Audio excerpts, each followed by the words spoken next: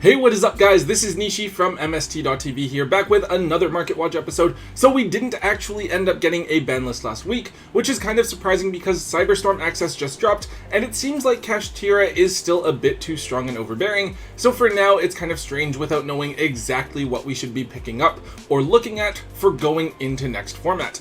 But still, there are techs and such that we should be paying attention to for now, while there are still competitive events going on, because there should still be a good chance that the cards will be good even after a couple of the top decks get hit. So let's get started. Alright, so we're looking at a couple of odd techs here first, with the first one being Sarge de Fleur. So this card is a pretty cool tech that is being looked at in the super heavy samurai strategy as an out to 5 rainbow magician, as well as various other floodgate cards.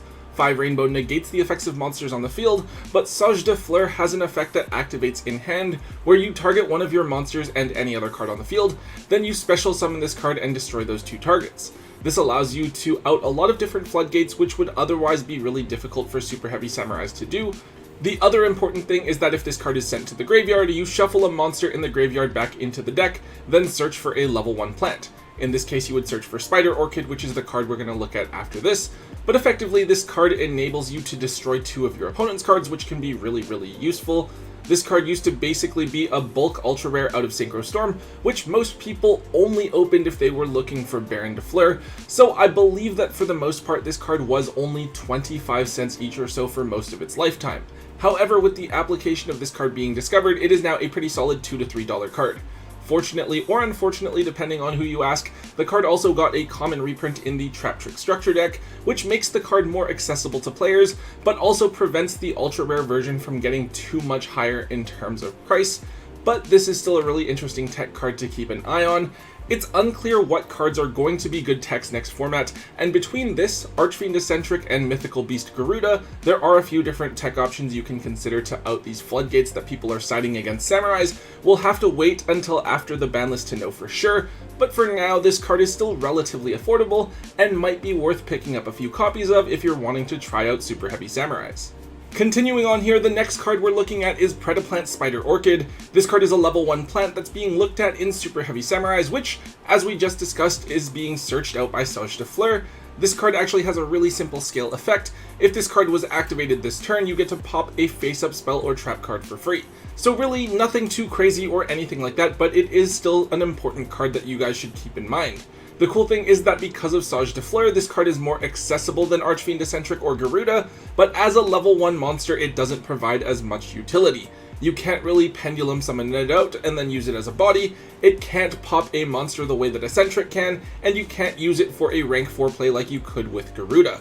So yeah, I don't know what's going to be considered the best tech card or whatever in terms of back row removal in super heavy samurais, but it could possibly be this card. The main reason I bring this up is because it was basically just a bulk card from Dual Power that absolutely no one paid attention to. I remember pulling this card, I just threw most of them into my bulk bins, but for now this is a card that's worth $3 each. Again, not a lot, but a card going from 10 cents to $3, that's a pretty solid gain percentage wise. So overall, I don't think I would go out and actually spend money on this card, right? Even if it was like $1 or $2, I think that's too much because the card is so situational, and I don't really want to invest much in a situational 1 or 2 of where other options are arguably much better. Rather, I think that this card is just a solid card to set aside from your holo bulk if you happen to find them, so that you can offload them as soon as possible and grab as much value as you can out of it. Up next is an interesting one. It's Sky Striker Mobilized Linkage. So Linkage came out and it looked like a really cool tech for Sky Strikers. It lets you special summon something out of the extra deck, and between Kagari adding this back for you to activate it again, and Ray being able to tag out during the battle phase, this card actually seemed like something that more enables OTKs for Sky Strikers than anything. However, it wasn't enough to push Sky Strikers over the top. The other main deck monsters that they got were just really bad, and the deck doesn't even have Mystic Mine to serve as that alternate win condition anymore. I think that overall, Linkage is a case of just being too little too late. So when it came out in Mavens, the card was hyped up initially, but eventually it ended up being just $1 or $2. Now, however, it seems that strikers are getting a bit of hype once again, this time because of a really cool Link 2 striker called Camellia. It's generic, just requiring 2 effect monsters to make, but it lets you potentially dump a Sky Striker card from your deck to the graveyard, and it can also clear an opponent's monster while it's in the graveyard to give this card to your opponent and then put it back onto your own side of the field after. Seems like kind of a weird roundabout way of doing things, but I guess maybe it's useful and can get the job done if this card is in the graveyard. But yeah, it seems that because of this card, people are jumping on Striker again, and really Sky Strikers just seem like one of those decks that is constantly going to be getting more and more support as time goes on.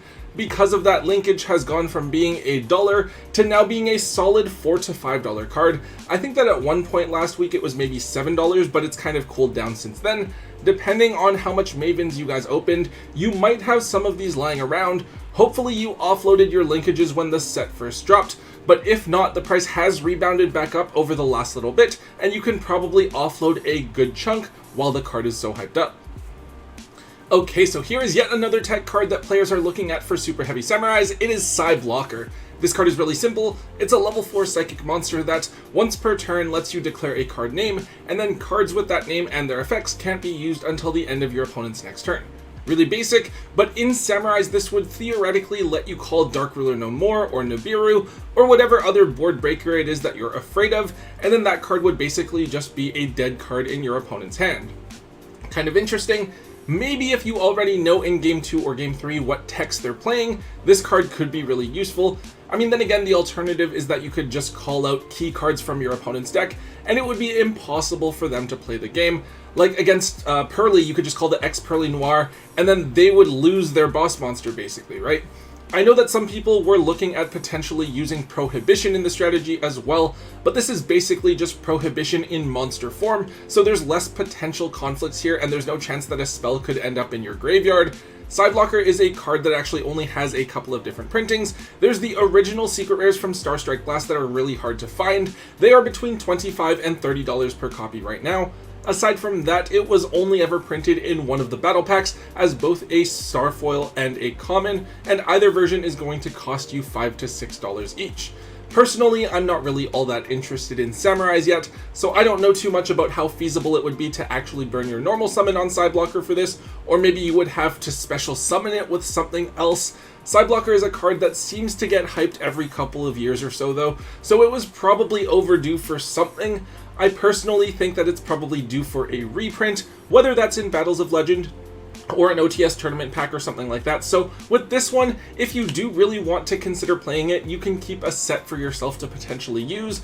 But aside from that, I would dump all of my other copies while there is this bit of hype around them and the card hasn't seen a reprint in several years.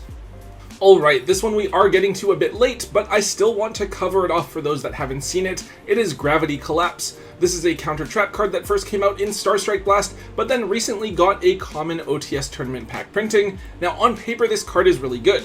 It's a counter trap where you get rid of a synchro monster that you control to negate the summon of a monster, and then it locks your opponent out from summoning for the rest of the turn until the end phase. So I think that the last time that this card was hyped up was back when Sword Soul first came out. People seem to be really big on this card where you could sack your Chi-Xiao after you burned its negate, or maybe a Baxia, but it never actually ended up seeing much play. Although the card may read well at first, it's actually just so situational and honestly kind of slow. I feel like it would just be the worst top deck in the world, and you'd only really want to see this card under very specific situations. So this time around, I think the idea is that you could use this card in something like Super Heavy Samurais, where you end on a Borreload Savage Dragon and then potentially a Baron as well. Again, honestly, it doesn't seem that great, and so I don't think it's going to be used at all. However, this hasn't stopped people from going out and buying up a bunch of copies, causing the card to move up in price. The original rares from Star Strike Blast are now $9 each once again, and then even the commons from that recent OTS tournament pack are still $5. If you happen to still have these in your bulk, I would go ahead and just dump them all, collect some money while you can, even if you have to sell them at a relatively low percentage, just to try to get as much value out of them as you can for a card that has proven to just actually not be that good. Up next, we have Small World. So, Small World is a card that actually seems like such a fundamentally solid card, but never really had that much of a chance to shine. Theoretically, this card searches for any monster in the game, which is pretty cool, and while it is a neg 1, the card discards as part of the effect on resolution, so if it gets ashed, you did just trade 1 for 1 and you didn't neg. I believe that right now this card is being used in Math Mech. In MathMech, you need just one card to really pop off, so they can use Small World to trade another MathMech card from their hand for a hand trap as an additional interruption to throw at your opponent. I think that the card is pretty cool, and for a while there, shortly after the card came out, it did seem like everyone was going to start playing it, but then it died off pretty shortly after. Aside from MathMech, I don't know exactly what deck coming up is going to want to play this card or make use of it, but the cool thing is that it's generic, right? So really anything is going to be able to use it, assuming that they play monsters. It also introduces some really weird cards to people's decks as well, since sometimes you have to play cards purely as bridge targets for when you're searching with Small World. So the card got really cheap once it got the Megaton reprint last year, as a lot of cards often do. We saw the reprint copies of Small World down at $2 to $3 at one point, and then we had the originals as low as $5. However, the reprints now are already a solid $7, and then the originals are back up to the $9 to $10 mark.